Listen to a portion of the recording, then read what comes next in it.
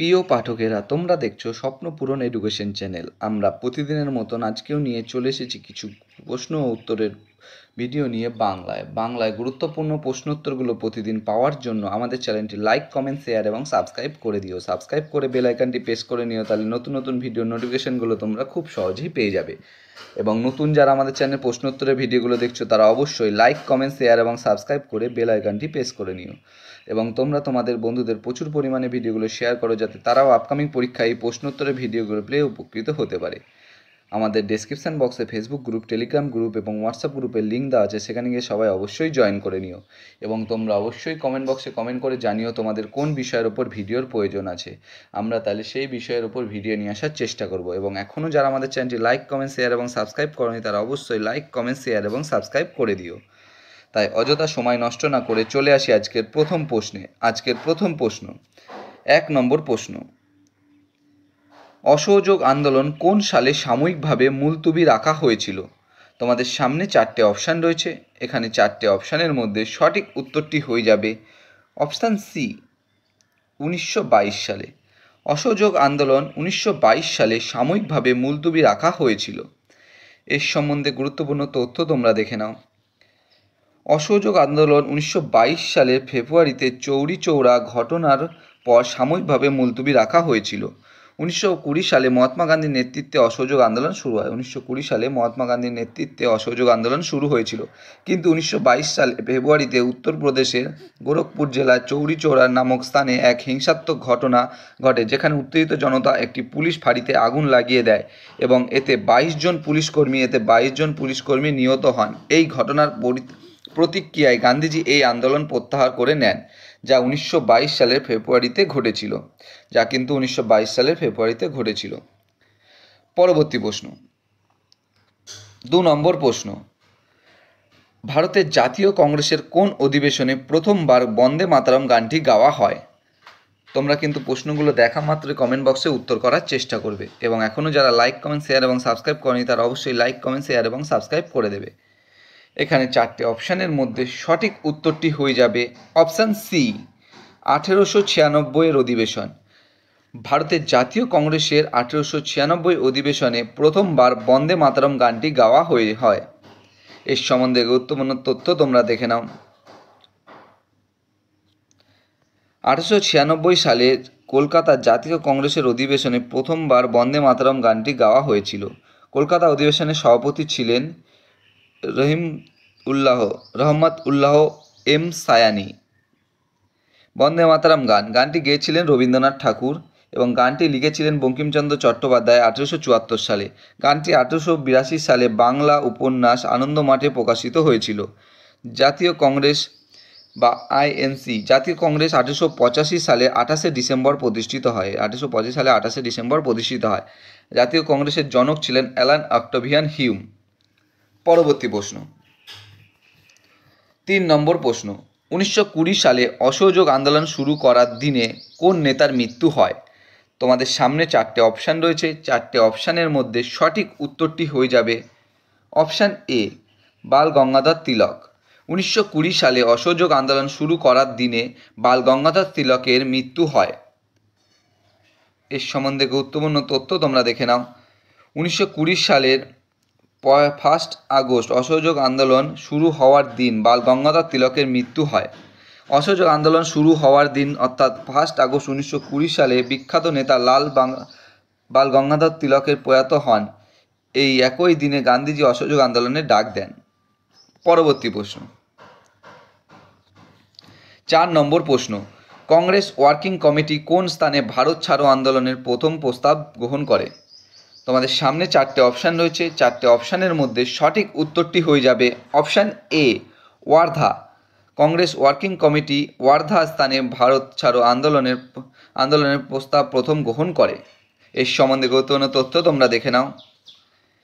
1948 সালে 8ই আগস্ট বোম্বেতে ওয়ার্ধা সর্বভারতীয় কংগ্রেস কমিটির অধিবেশনে গান্ধীজি ভারত ছাড়ো আন্দোলন শুরু করেছিল এবং ডু অর ডাই অর্থাৎ করেঙ্গে ইয়া মরেঙ্গে ডাক দিয়েছিলেন। ওয়ার্ধা প্রস্তাব ভারত ছাড়ো প্রস্তাব নামে পরিচিত। ওয়ার্ধা প্রস্তাব ভারত ছাড়ো প্রস্তাব নামে পরিচিত। 1942 সালে ভারত ছাড়ো আন্দোলন শীঘ্রই বিপ্লবী বা উগ্রবাদিতা বা সন্ত্রাসবাদিতা আন্দোলনের সাথে নিজেকে একীভূত করে। 9 আগস্ট থেকে 13 আগস্ট বোম্বে, আহমেদাবাদ, পুনা, দিল্লি ব্যাপক অশান্তি দেখা দেয়। এটি সাধারণত মহান আগস্ট বিদ্রোহ বলা হয়। ভারত ছাড়ো আন্দোলন সব কিছুর উপরে ভারতীয় জনগণকে ব্রিটিশ শাসনের বিরুদ্ধে একত্রিত করে।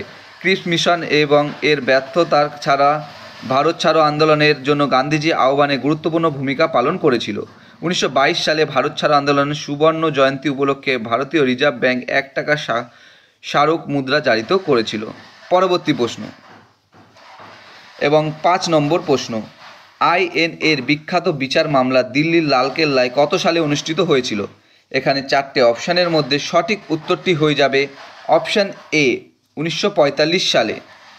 1945 সালে আইএনএর বিখ্যাত বিচার মামলা দিল্লির লালকেল্লায় 1945 সালে অনুষ্ঠিত হয়েছিল। এর সম্বন্ধে গুরুত্বপূর্ণ তথ্য তোমরা দেখে নাও। 1945 সালের নভেম্বর মাসে লালকেল্লাতে আজাদ হিন্দের সেনা বা ইন্ডিয়ান ন্যাশনাল আর্মির বিচার শুরু হয়েছিল। শাহনওয়াজ খান, পিকে সাহগাল এবং জি.এস. ধিলো প্রথম 3 বরিষ্ঠ আইএনএ অফিসার স্বাধীনতার জন্য লড়াই করে ভারতের প্রতীক হয়েছিল। দ্বিতীয় মামলায় আব্দুল রশিদ, সিংহারা সিং, ফতেহ খান এবং ক্যাপ্টেন মুনাওয়ার খানের এই বিচারের সময় তাকে বিচারের স্থানটি লালকেল্লা থেকে পাশের একটি ভবনে সরানো হয়েছিল। এই বিচার মামলা বিবাদীদের প্রতি প্রচুর প্রচার ও জনমতের সহানুভূতি অর্জন করেছিল, যা তাদের ভারতের দেশপ্রেমিক হিসাবে বিবেচিত করেছিল, যারা ব্রিটিশ সাম্রাজ্য থেকে ভারতের স্বাধীনতার জন্য লড়াই করেছিলেন। পরবর্তী প্রশ্ন 6 নম্বর প্রশ্ন, অস্থায়ী আজাদ হিন্দ সরকার কোথায় গঠিত হয়েছিল? তোমাদের সামনে 4টে অপশান রয়েছে। 4টে অপশানের মধ্যে সঠিক উত্তরটি হয়ে যাবে অপশান এ সিঙ্গাপুর। অস্থায়ী আজাদ হিন্দ সরকার গঠিত হয়েছিল সিঙ্গাপুরে। এর সম্বন্ধে গুরুত্বপূর্ণ তথ্য তোমরা দেখে নাও। অস্থায়ী আজাদ হিন্দ সরকার সিঙ্গাপুরে গঠিত হয়েছিল। 1943 সালের 21 অক্টোবর সুভাষচন্দ্র বসু সিঙ্গাপুরে এই সরকার গঠনের ঘোষণা করেন। এই সরকারকে আজাদ হিন্দ বা মুক্ত ভারতও বলা হয়। এটি ছিল দ্বিতীয় বিশ্বযুদ্ধের সময় জাপানি অধিকৃত সিঙ্গাপুরে গঠিত একটি স্বল্পকালীন সরকার। পরবর্তী প্রশ্ন 7 নম্বর প্রশ্ন, গদর পার্টি প্রতিষ্ঠা করেছিলেন কে? তোমাদের সামনে 4টে অপশান রয়েছে। 4টে অপশানের মধ্যে সঠিক উত্তরটি হয়ে যাবে অপশান বি লালা হরদয়াল। গদর পার্টি প্রতিষ্ঠা করেছিলেন লালা হরদয়াল। এর সম্বন্ধে গুরুত্বপূর্ণ তথ্য তোমরা দেখে নাও। গদর পার্টি প্রাথমিকভাবে প্যাসিফিক কোস্ট হিন্দুস্তান অ্যাসোসিয়েশন নামে পরিচিত। 1913 সালের 15 জুলাই আমেরিকা যুক্তরাষ্ট্র গঠিত হয়েছিল। এটি কিন্তু 1913 সালের 15 জুলাই আমেরিকা যুক্তরাষ্ট্রে গঠিত হয়েছিল। গদর আন্দোলনটি বিংশ শতাব্দীর প্রথম দিকে প্রবাসী ভারতীয়দের দ্বারা সংগঠিত ভারতে ব্রিটিশ শাসনের উত্থান করতে সংগঠিত একটি আন্তর্জাতিক আন্দোলন ছিল। সান ফ্রান্সিসকো গদর দলের প্রধান কার্যালয়ে পরিণত হয়েছিল। সান ফ্রান্সিসকো কিন্তু গদর দলের প্রধান কার্যালয়ে পরিণত হয়েছিল, কারণ এর অন্যতম স্থানীয় নেতা লালা হরদয়াল এই অঞ্চলের রাজনৈতিক দল ও বিশ্ববিদ্যালয় উভয়ের সাথেই ভালো যোগাযোগ ছিল। 1914 সালে প্রথম বিশ্বযুদ্ধ শুরু হওয়ার পরে গদর দলের অনেক সদস্য পাঞ্জাব ফিরে এসেছিল ভারতের স্বাধীনতার জন্য সশস্ত্র বিপ্লবকে প্ররোচিত করতে। দলের আদর্শ দৃঢ়ভাবে ধর্মনিরপেক্ষ ছিল। দলের সভাপতি ছিলেন সোহান সিং ভাংকড়া।